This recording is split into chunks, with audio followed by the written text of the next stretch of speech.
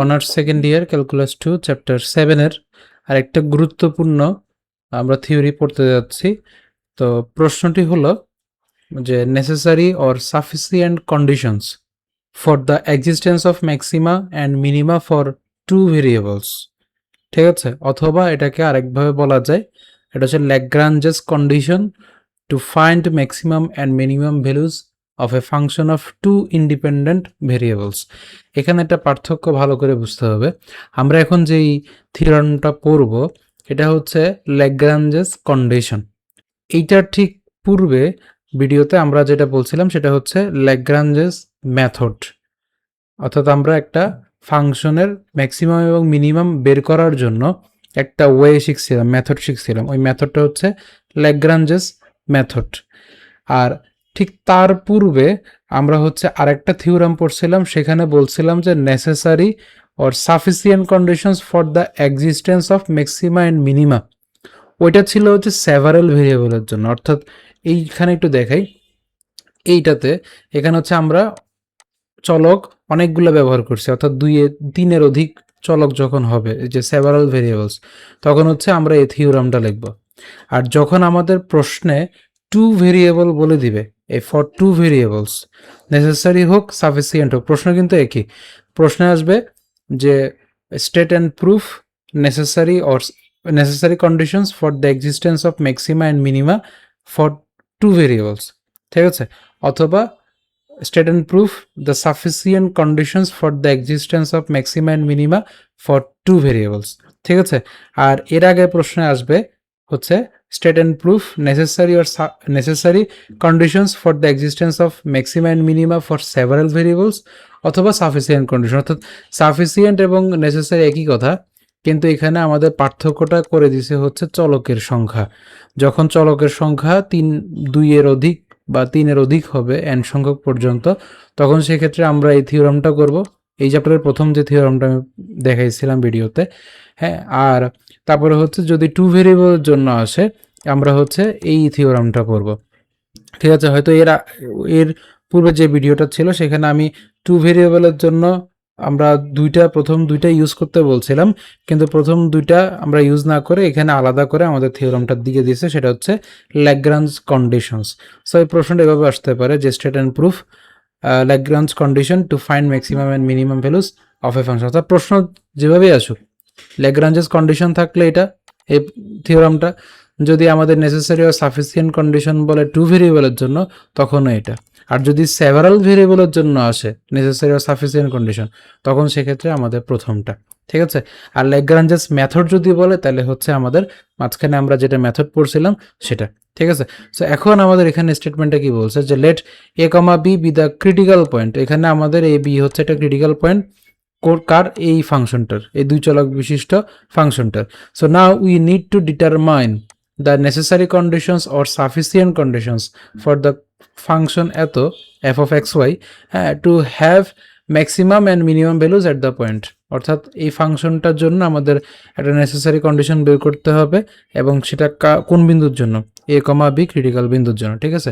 So আমরা জানি যে টেইলর সিরিজ এখানে টু ভেরিয়েবলস, এর আগে আমরা যখন সেভারাল ভেরিয়েবলসের জন্য করছিলাম তখন এখানে c প্লাস এল ডট আনছিলাম, আর এখন যেহেতু এখানে টু ভেরিয়েবল তার মানে হচ্ছে আমরা যে বি প্লাস কে পর্যন্ত আনছি। সো এখানে আমাদের টু ভেরিয়েবলসের জন্য আমাদের এই টেইলর সিরিজ হচ্ছে এটা, ঠিক আছে, এটা মনে রাখতে হবে।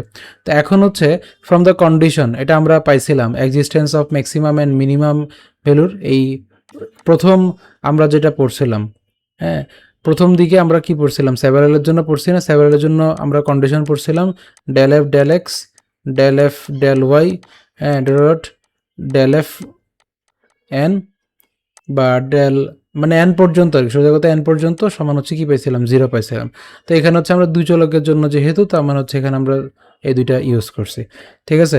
সো এখন হচ্ছে আমরা এক নাম্বার এই যে সমীকরণ, সে এক নাম্বার সমীকরণ থেকে কি পাই, এক নাম্বার সমীকরণ থেকে খেয়াল করি, এখানে আমরা একটু সাজাবো বলতে এই যে এ বি প্লাস কে পর্যন্ত ঠিক আছে, ঠিক আছে।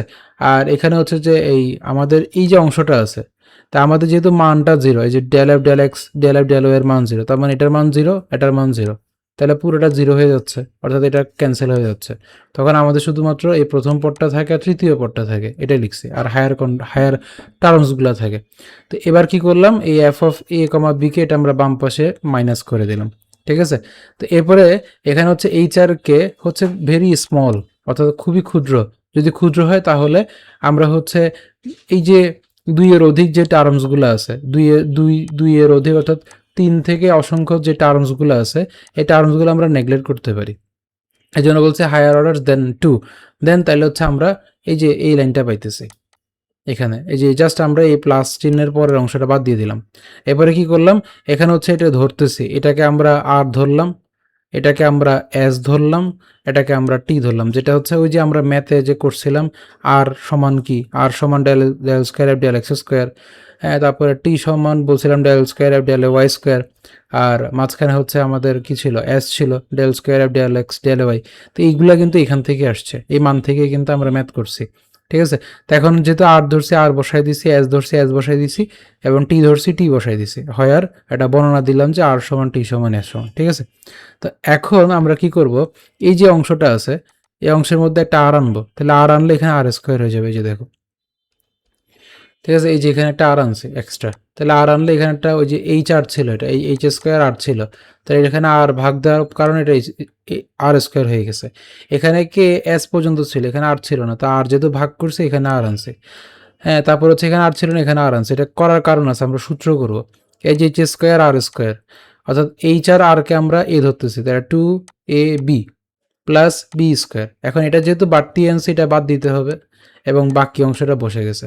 তো এখান থেকে এতটুকু পর্যন্ত হচ্ছে এ প্লাস বি হোল স্কোয়ার সূত্র, আর এটাকে সাজায় লিখছি, প্লাসটা আগে লিখছি মাইনাসটা পরে লিখছি, দেন এখান থেকে কে স্কোয়ার কমন যায়, তাহলে কে স্কোয়ার কমন নিয়ে আর টি মাইনাস এস স্কোয়ার লিখলাম। তো এখন আমরা ম্যাক্সিমামের যে কন্ডিশন, সে কন্ডিশন অনুযায়ী আমরা প্রথম দিকে জানি যে বড় হইতে গেলে, ম্যাক্সিমাম হইতে গেলে আমাদের কন্ডিশন হচ্ছে এটা, ঠিক আছে। আর মিনিমাম হইতে গেলে এটা গ্রেটার দেন 0 হইতে হয়। তো এই যে মানটা, এখন এই মানটা পাইছি না, এই মানটা বসাই দিলাম। তো বসানোর পরে এখন হচ্ছে ধরলাম, মানে আমরা লেস দেন 0 অর্থে কি বুঝি, লেস দেন 0 অর্থে বুঝি হয় আর পজিটিভ, মানে এখানে দুইটা মান আছে, ধর হচ্ছে এ বি, মানে আমি এভাবে না দিয়ে বললাম যে এ বি লেস দেন হচ্ছে 0, তাহলে এখান থেকে আমরা দুইটা কন্ডিশন বলতে পারি, হয় A less than 0, B greater than 0, অথবা A greater than 0, B less than 0, ঠিক আছে। অর্থাৎ আমরা এ এর মানটা যদি মাইনাস ধরি, এটা যদি প্লাস ধরি, তাহলে প্লাসে মাইনাসে মাইনাস, রেজাল্ট আমাদের মাইনাস আসতে হবে, লেস দেন 0 মানে হচ্ছে মাইনাস। আবার এর মান যদি প্লাস ধরি তাহলে হচ্ছে বি মাইনাস ধরতে হবে, তাহলে প্লাসে মাইনাসে মাইনাস, অর্থাৎ যাই করি না কেন রেজাল্ট কি আসতে হবে, মাইনাস আসতে হবে, ঠিক আছে। তো এখন যেহেতু আমাদের ম্যাক্সিমাম ভ্যালু, তো যার কারণে এখানে আর এর মানটা আমরা লেস দেন 0 ধরবো, ঠিক আছে। আমরা এর আগে ম্যাথ করার সময় যে ম্যাথের সাথে সামঞ্জস্য করে করছি, যার কারণ হচ্ছে এই থিওরামটা আমরা পরে দিছি, ঠিক আছে। আমরা ম্যাক্সিমাম ভ্যালুর জন্য পড়ছিলাম আর সমান আর লেস 0, তারপর হচ্ছে আমাদের টি লেস 0 যদি হয় এবং R T minus S square greater than যদি 0 হয়, তখন সেক্ষেত্রে আমরা ম্যাক্সিমাম ভ্যালু পাই। তো এই যে আর এর মানটা লেস দেন 0 ধরছি, তাহলে এই বাকি অংশের কি হবে, গ্রেটার দেন 0। তো এগুলা, এই অংশগুলো আমরা শূন্যের এই পাশে পাঠিয়ে দিলে আমরা জাস্ট শুধুমাত্র এই অংশটা পিক করলাম, নিলাম। তো এখন আর এর মান যদি 0 চেয়ে ছোট হয়, এই আর এর মানটা যদি 0 চেয়ে ছোট হয়, তার মানে মাইনাস, তো মাইনাস মান আসলে এটাও টি এর মানটা তখন মাইনাস হয়ে যাবে, এটার মানটাও মাইনাস হয়ে যাবে, তার মানে আলটিমেটলি এখানে টি এর মানটা মাইনাস হচ্ছে, অর্থাৎ লেস দেন 0 হচ্ছে, ঠিক আছে। একই রকমভাবে আমরা যদি, আচ্ছা, তো এখন এই যে বললাম যে so the function F of X Y has maximum value, এই যে ম্যাক্সিমাম ভ্যালু পাবো যদি আমাদের R T minus S square greater than 0 হয়, আর এর মানটা 0 চেয়ে ছোট হয়, টি এর মানটা 0 চেয়ে ছোট, এই যে এই শর্তটা আর কি, এবং আর টি এস এর পরিচয় আমরা দিয়ে দিলাম। তো একই রকমভাবে যদি আমাদের মিনিমাম হয়, তাহলে এটা আমাদের কি হবে, গ্রেটার দেন 0 হবে।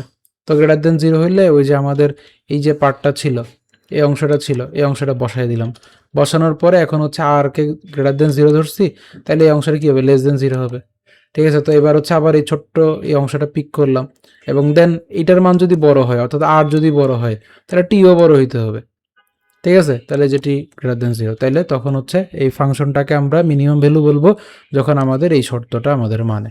তো এটাই হচ্ছে আমাদের নেসেসারি আর sufficient condition for two variables, ঠিক আছে। আর এর আগে আমরা যেটা পড়ছিলাম সেটা হচ্ছে নেসেসারি আর sufficient conditions for several variables. এই দুইটা পার্থক্য মনে রাখতে হবে, পরীক্ষা যদি সেভারাল ভেরিয়েবলস আসে তখন সেক্ষেত্রে আমরা এটা অ্যান্সার করব। আর যদি ফর টু ভেরিয়েবলসের জন্য যদি আসে তখন সেক্ষেত্রে আমরা পরে এখন এই ভিডিওটা যেটা করলাম, যেটা বুঝাইলাম, সেটা আমাদের অ্যান্সার করতে হবে। এই দুইটা কিন্তু খুবই ইম্পর্টেন্ট। এটা কিন্তু 1 বছর, প্রথম বছর যদি সেভারাল ভেরিয়েবল আসে তাহলে তার পরবর্তী বছর 2 ভেরিয়েবল আসে। ঠিক আছে? তো এভাবে করে পর্যায়ক্রমে কিন্তু সবসময় কিন্তু আসে। সো এই দুইটা কিন্তু অনেক ইম্পর্টেন্ট।